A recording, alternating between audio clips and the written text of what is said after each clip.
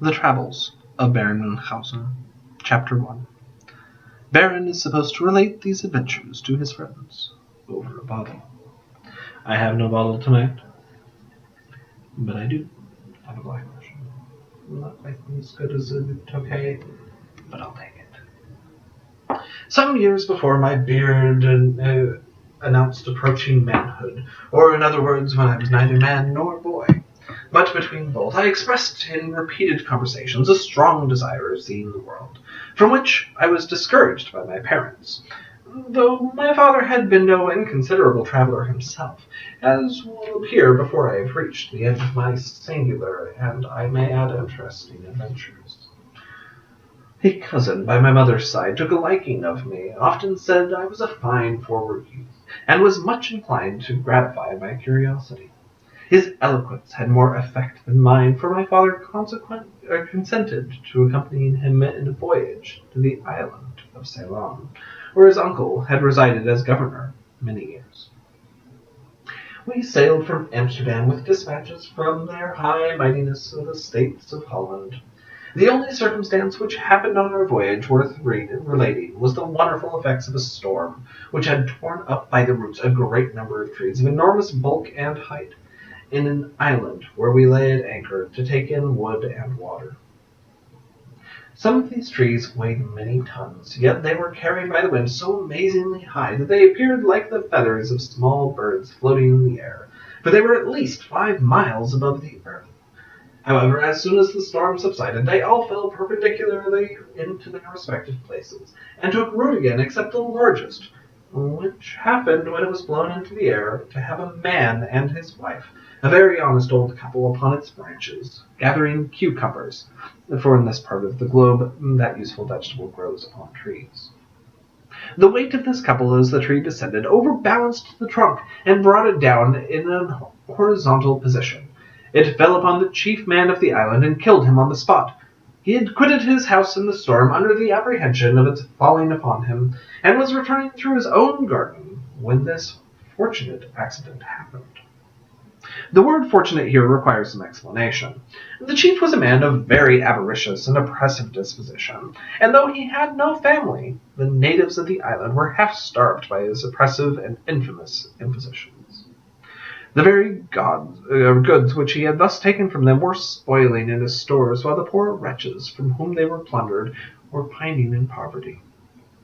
Though the destruction of this island was accidental, the people chose the cucumber gatherers for their governors, as a mark of their gratitude for destroying, though accidentally, their late tyrant.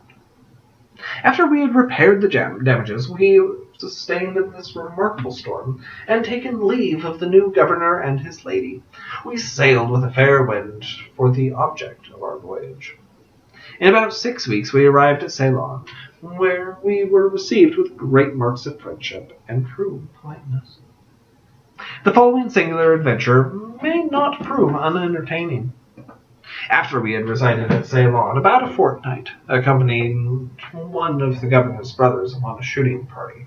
He was a strong, athletic man, and being used to that climate, for he had resided there for many years, he bore the violent heat of the sun much better than I could. In our excursion, he had made a considerable progress through a thick wood when I was only at the entrance. Near the banks of a large piece of water, which had engaged my attention, I thought I heard a rustling noise behind. On turning about, I was almost petrified, as who would not be, at the sight of a lion, which was evidently approaching with the intention of satisfying his appetite with my poor carcass, and that without asking my consent. What was to be done in this horrible dilemma? I had not even a moment for reflection. My piece was only charged with swan shot, and I had no other about me. However, though I could have no idea of killing such an animal with that weak kind of ammunition, yet I had some hopes of frightening him by the report, and perhaps wounding him also. I immediately let fly, without waiting till he was within reach. And the report did but enrage him, for he now quickened his pace and seemed to approach me at full speed. I attempted to escape, but that only added, if an addition could be made, to my distress. For the moment I turned about, I found a large crocodile with his mouth extended, almost ready to receive me. On my right hand was the piece of water before mentioned, and on my left a deep precipice said to have, as I have since learned, a receptacle at the bottom for venomous creatures. In short, I gave myself up as lost, for the lion was now upon his hind legs, just in the act of seizing me. I fell involuntarily to the ground with fear, and as it afterwards appeared, he sprang over me. I lay some time in a situation which no language can describe, expecting to feel his teeth or talons in some part of me every moment. After waiting in this prostrate situation for a few seconds, I heard a violent but unusual noise, different from any sound that had ever before assailed my ears. Nor is it all to be wondered at when I inform you from whence it proceeded. After listening for some time, I ventured to raise my head and look round, when to my unspeakable joy I perceived the lion had, by the eagerness with which he had sprung at me, jumped forward as I fell into the crocodile's mouth, which, as before observed, was wide open. The head of the one stuck in the throat of the other, and they were struggling to extricate themselves. I fortunately recollected my couteau de chasse, which was by my side. With this instrument I severed the lion's head at one blow, and the body fell at my feet. I then, with the butt end of my fowling piece, rammed the head further into the throat of the crocodile, and destroyed him by suffocation, for he could neither gorge nor eject it. Soon after I had thus gained a complete victory over my two powerful adversaries, my companion arrived in search of me, for finding I did not follow him into the wood, he returned, apprehending I had lost my way, or met with some accident. After mutual congratulations, we measured the crocodile, which was just 40 feet in length.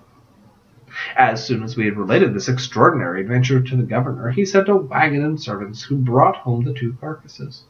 The lion's skin was properly preserved, with its hair on, after which it was made into tobacco pouches and presented by me upon our return to Holland to the burgomasters, who in return requested my acceptance of 1,000 ducats. The skin of the crocodile was stuffed in the usual manner, and makes a capital article in their public museum at Amsterdam, where the exhibitor relates the whole story to each spectator, with such additions as he thinks proper. Some of his variations are rather extravagant. One of them is that the lion jumped quite through the crocodile when it was making his escape at the back door, when, as soon as his head appeared, Monsieur the Great Baron, as he pleased to call me, cut it off, and 3 feet of the crocodile's tail along with it. Nay, so little attention has this fellow to the truth, that he sometimes adds, as soon as the crocodile missed his tail, he turned about, snatched the couteau de chasse out of Monsieur's hand, and swallowed it with such eagerness that it pierced his heart and killed him immediately. The little regard which this impudent knave has to veracity makes me sometimes apprehensive that my real facts may fall under suspicion, by being found in company with his confounded inventions. End of chapter 1 of the Adventures of Baron Munchausen. Thank you.